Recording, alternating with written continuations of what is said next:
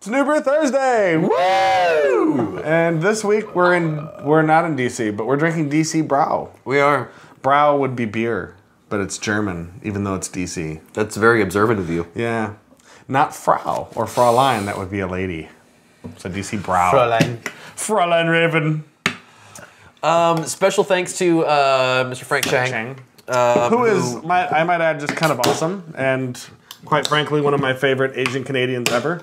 He's so Canadian. It was so amazing, especially after he had a few. He got so much more Canadian. It was great. Anyways, well, yeah, his Twitter handle, or not Twitter, but Instagram is Chinook.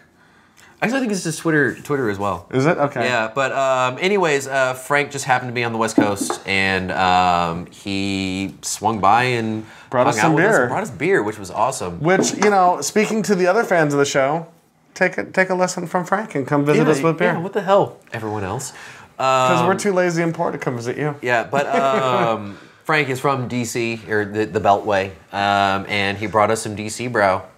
And this is the public. The public, yes. So cheers to Frank and to DC Brau, and to the Beltway, apparently. Yep.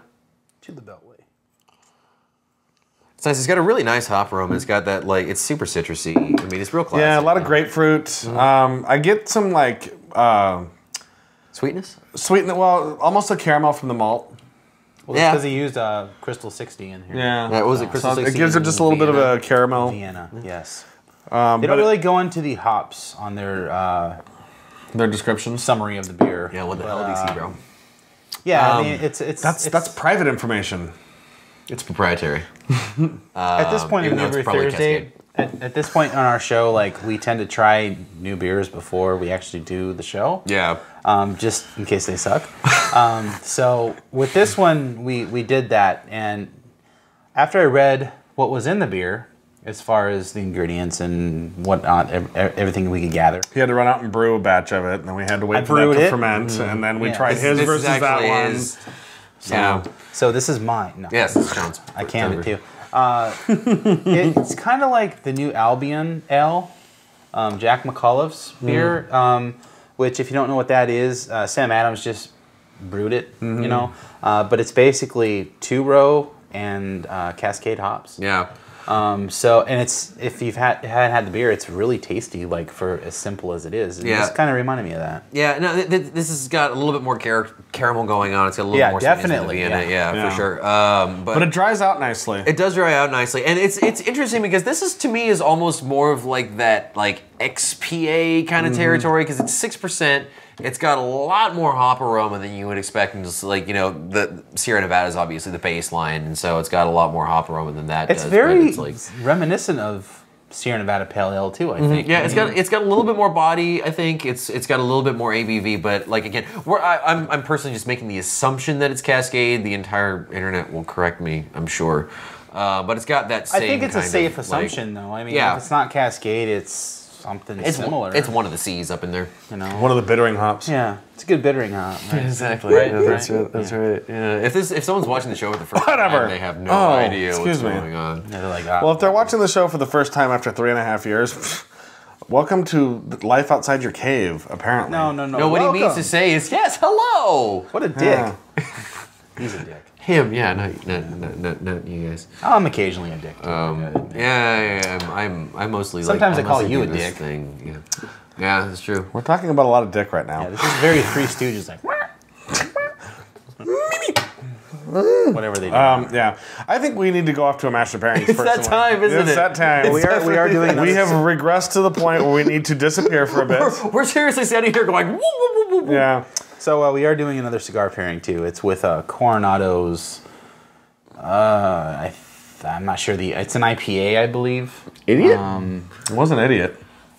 I think it's Islander. Coronado. I don't know. I don't remember doing the Coronado beer. Is there what's it's like a girl on the label? Yeah. All of them are girls on the label. Well, we'll find out. We'll see. So enjoy.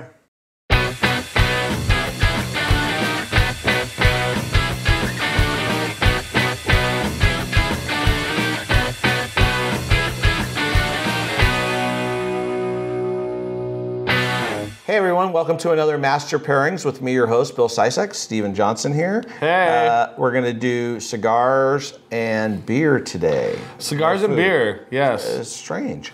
I have this wonderful Ashton VSG Virgin Sun-Grown. Nice. It talks about the quality of the like my leaf Virgin Sun-Grown. that's involved in this cigar. It's a 100% Dominican cigar. Arturo Fuente has a lot to do with the blending of the cigar, primarily Carlito Fuente, who is the premier, he's from the Arturo Fuente family, he's the son, he's the one who's doing most of the blending for their different things now, and so he's involved in this. It's a wonderful cigar, it's a bellicoso, it has a point on the end, but then Torpedo? runs... Well, no, there's different types. There's Figurado, Torpedo, Bellicoso. A Bellicoso is basically has a tip on the end, but then runs straight like a regular cigar. The box cut, yeah. Not even a box cut, although this is kind of almost a box cut, but it runs straight from the tip after that. Oh, because the Torpedo actually goes back into the tip again at the end. Yeah, it can, and a Figurado definitely has a different variance Now, too. I have a really quick question, because we pre-cut A Torpedo these. starts small and then comes out and flares. Right. Figurado has the two ends. Okay, so we pre-cut these ahead of time. Yes. And when I cut my cigars, I'm usually very careful to do as small a cut as possible to get a decent drag off of it and whatever. You, however, just went to town. Right, we use the Dickman cut, and the Dickman cut is cutting at an angle. It hits the palate differently when you do that. And that's another story, which I believe we've talked about on another episode.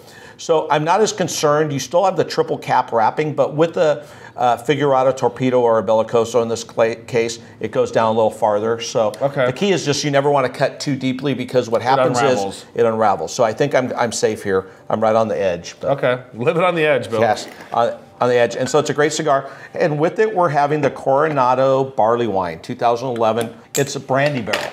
So it's going to have a lot of great characteristics. Coronado is another San Diego brewery that is often overlooked again. And that's because they're out on that other... They're in the island part of San Diego. Right. And you have to go over that horrible bridge that scares the hell out of me every time I drive on it. Well, I don't know if it's a horrible bridge, but I know what you're saying. All bridges are horrible. Okay, fair enough. Anyways, great cigar, should have a lot of leather notes. Once again, some spice. It's a medium to full-bodied cigar. So what we're doing is toasting it. You want to always worm the end and get it heated up and toasted, and then you can go into lighting it the way Steven is. Although Here's my whole match. I didn't get a good light off of it because it was burning my fingers. So I like to use the whole match for the toast to start with, and you hold that away a little bit and do it. This is a really cool cigar. VSGs are great. It's got a great flavor. Yeah, it's a really premium cigar. It's really beautiful. Probably my favorite Ashton, and they do a lot of great cigars. Let's try this beer. Cheers, my friend. Cheers. Now, most people who know me know that I'm not the biggest barley wine fan. I enjoy a good barley wine by itself once, but I can't drink multiple barley wines. In the same night? In the same night, in the same session, whatever. It gets too sticky, too sweet, whatever. One of the things that I really like about this particular barley wine is that it's not heavy, it's not sticky. It's got a great flavor. I'm getting some orange blossom and some honey off of it, a little bit of brown sugar. Well, the brandy barrel helps for sure. Yeah. Definitely, I'm getting a lot of plum right now in it. And it plays really well with the cigar. I'm getting some leathery notes on the first third of the cigar. As you may or may not know, if you've ever watched any of our cigar episodes, we always like to enjoy the whole cigar, but the first third, middle third, and final third are what determines the different flavor profiles of a cigar. It definitely advances. So we're gonna enjoy this first third because this is a long-lasting cigar and Steven's not letting me do our episodes. We're gonna smoke this, and when we get towards the middle third, we're gonna come right back. So cheers, everyone. Welcome back, everybody. So we're on our middle third of the great Ashton VSG. Still enjoying it, Steven? Oh, it's amazing. What are you getting from it?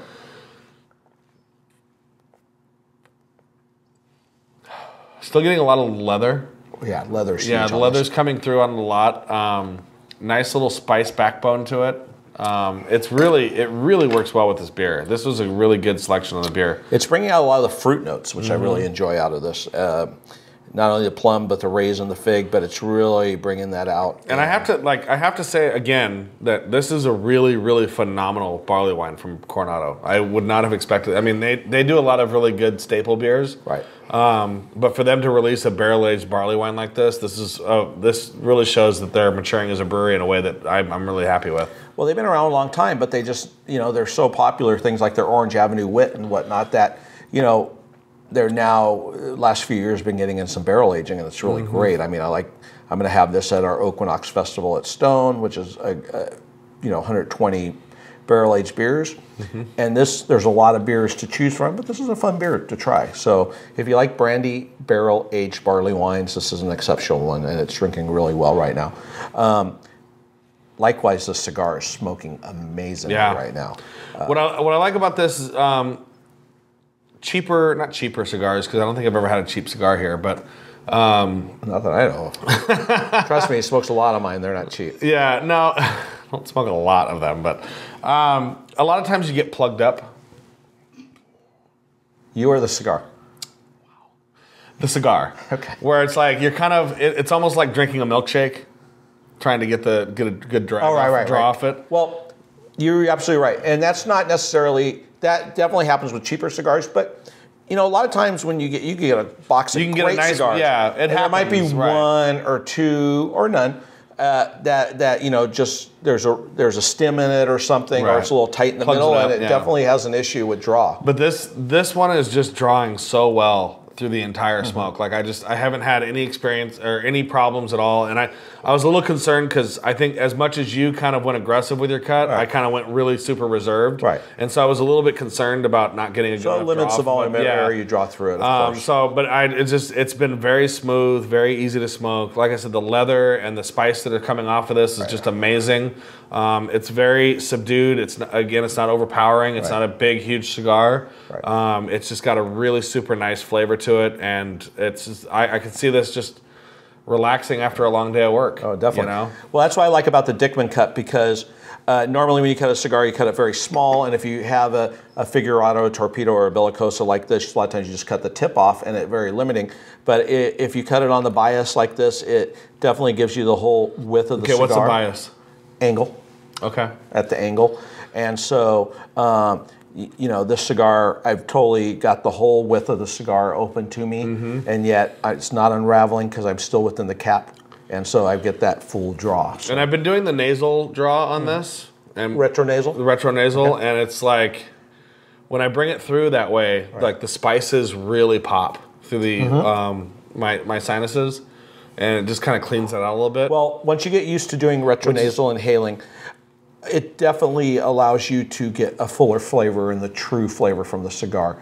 It brings a lot more to it. So it's tricky the first couple times. And that's we've talked about this a little bit on the show before, but the same way that you smell and taste beer, where you want to kind of draw it up through the nostril, you want to do the same thing with cigars, because that really brings a lot more of the flavor components out. Even even if you do it initially and don't do it again, it's going to help bring that whole flavor profile out. And it does burn a little bit when you first do it the first few times, and you kind of got to get used to it a little bit. And but it really does enhance the cigar experience. Yeah, no, it's a great cigar, and you're right. If you can get to retrohaling, it works really well. So, with that being said, not to make this overly long, and we're going to enjoy the cigar a little bit more, but we'll be back for the end in just a moment. Cheers. So, final third of the VSG. You still digging it, Steven? I am loving it. How about this beer? This beer is amazing. I think this is probably one of my favorite pairings that we've done as far as the cigars go. Okay. I mean, we've done really big cigars with really big beers that are impressive and but this is a pairing that I could see doing on a semi-regular basis that doesn't require a lot of like there's a lot of commitment when you get into like a Victory at Sea Imperial barrel aged with vanilla and a big cigar. It's like, that's a commitment. You're going to have an 11% beer. Right. It's a big beer, but it doesn't drink like a big beer. It has a lot of flavor. It has a lot of a really good profile to it. This cigar has a lot of flavor and a really good profile to it, but neither one of them are overly aggressive. Right. Neither one of them are kind of coming at me and being like, okay, you're gonna feel this in a couple hours. Yeah, it's like this beer's not looking at me like, do you even lift, bro? We'll be back. Yeah, exactly. It's we'll be back to you in a couple hours. Yeah, but you know what I'm saying? It's like when you do like a really big cigar with a really big beer, it's like, you know, an hour or two after that, you kind of feel it a little bit more. And with this, I feel like I'm just enjoying it. It's relaxing. This is what I could see, like if I was a daily cigar smoker, I could see sitting on my patio, cracking one of these open at the end of a long day at work, and this is a nice, relaxing experience. Yeah, this beer's really opened up, and the cigar has intensified in flavor, but it's still just a medium to full body, even in the final third. More intense flavors of leather, a little earthiness now, which is playing beautifully into the beer. The spices are coming out. You're getting a little pepper box, things like that. Really, really enjoyable. I highly recommend if you guys want to come out and try something fun, get yourself an Ashton VSG, get yourself a good barley wine, preferably the Coronado Brandy Barrel Age, because that really works well with this, and I think you'll really enjoy it. So anything else you want to add there, Steve? Yeah, I want to point out again, like I said, I think we said in the last episode, we are being sponsored by boutiquecigars.com, boutique-cigars.com. This is another brand that was carried on their site. So if you want to try this cigar, it's a good place to get it. Their website is coming soon. Yes. Hopefully it'll be up when this show actually launches. But if not, it'll be up shortly afterwards.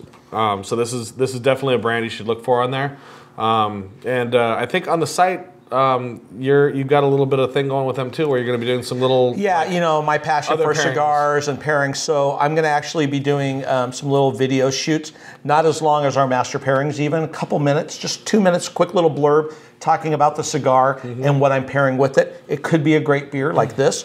It could be, and I'll probably do this beer with this because it works so well, but it could be a bourbon, a rum, because not every craft beer drinker is into cigars, right? And not every cigar smoker is into craft beer, right? And so cigars pair with other things very well, wines, ports, right? And so spirits. That site's also going to focus on pairings as far as the other spirits go, wines and whatever. So it's going to be a wide range of things. It's going to be a fantastic site. Whoever they got to design and build it just did an amazing job from what I've seen so far. So it's pretty cool. Definitely. Anyways, I want to thank you for coming out, Stephen, smoking a cigar, risking your nicotine sobriety, and enjoying this great cigar with me. So cheers, my friend, and beer. Welcome back. Welcome. I had to rinse out my mouth because of the cigar. It's tasty, but the after it's like it's sticky. But yeah, it's like it's more than residual. It's like it's a coating. It's lingering. Like when you think about it, it comes back. You're like, the taste. No, so anyway, I really like this beer. I actually, given do you really like this beer? I do. I really like this beer. Given how hoppy it is, I'd really like to try their IPA. Yeah. See, I don't think it's so hoppy. I mean, it's got a nice hop. I'm saying for a pale ale. I mean, if this is what they think a pale ale hop should be, I really want to try their IPA because I think it's going to be like way out there. I can see that. It's very reminiscent, like we said, of Sierra Nevada's pale. I would say this is somewhere between the pale and the extra IPA, the torpedo, pale and the torpedo, somewhere in the middle of that. As far as the hop character goes. But it's definitely got that like kind of like East Coast influence where it's going to be like a lot more malt forward and it's and that's the thing. I think that's what I think I really like about this. Yeah, I'm just over talking you. Deal with it. Talking over you. What I like about this is that generally the pale ales and the IPAs are very super malt forward, kind of a little bit sticky, a little bit too sweet for me. This one does a really good job of bringing that East Coast character in while making it nice and dry. And exactly. That's what exactly you get a nice East Coast, flavor off of it without it being, not that East Coast an English bitter pales and IPAs are so overwhelmingly sweet. They're not. They're just more of that English IPA normally. Yeah. And this is a nice drinking beer. And I think I wish it wasn't 6% because I'd like to just drink this as like a session beer. Yeah, for sure. We actually went out to DC a couple years ago as a side trip while we were on our way from Fredericksburg, Maryland, when we shot at Flying Dog. we were going from Maryland over to Delaware to go to Dogfish Head, and John's like, "Hey, I want to go check out the White House," and I'm like, "Okay." And so we just went down and we hung out for the afternoon in Washington D.C. It was cool. We tried to go to Capital City Brewery, but we got denied because they were having a private party. Yeah, there was like a huge party, and it was like, man, I walked in and I'm standing there. I'm like, "Can I get a beer?" And he's like, and I'm like the only dude not in a suit, and he's like, "Are you supposed to be here?" And I'm like, "I don't know." Sure, I like beer. Right. And he's like, "Oh, we have a private party today." I'm like, "Oh, can I just get really quick? Just one?" Like, yeah. No, all right. So. Yeah, no, dude, DC is, I only went there once, and I was 14, and that is not the right time to appreciate the District of Columbia. It really isn't. I mean, it's very much... Because it was one of those things I was like, it's a dome, and it's white, and there's graves, and whatever, but... Yeah. Yeah, especially now because we can enjoy the lovely beer scene with DC Brau and a few others like that. I'm not really that familiar with the DC scene. From what I understand, it's really coming up. But I kind of imagine that the Washington DC scene is a lot like the OC scene here. Yeah, where it's like the what? The OC scene. There you go. The Orange County. The Orange County scene. Orange County. Orange County is kind of the redheaded stepchild of LA and San Diego. So there's not they're historically. We talked a little bit about this last week when we had the Brouhaha on, because they're trying to do Cameron from the Brouhaha.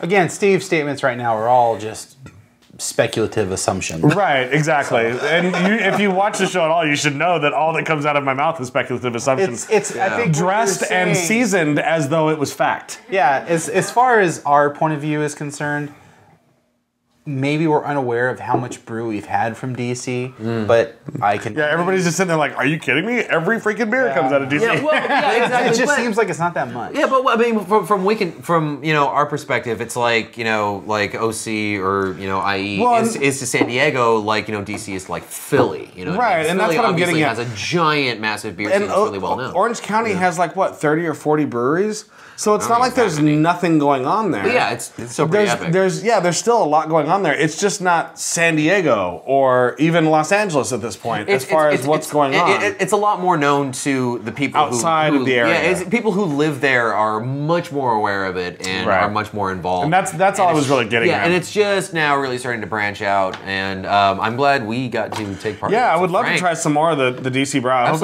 it starts getting out at the East Coast. That'd be kind of awesome, especially the IPA. So, and if any of the DC Brau people are watching, feel free to send me some of your IPA, because I would love it. I'm going to close with something up from the can.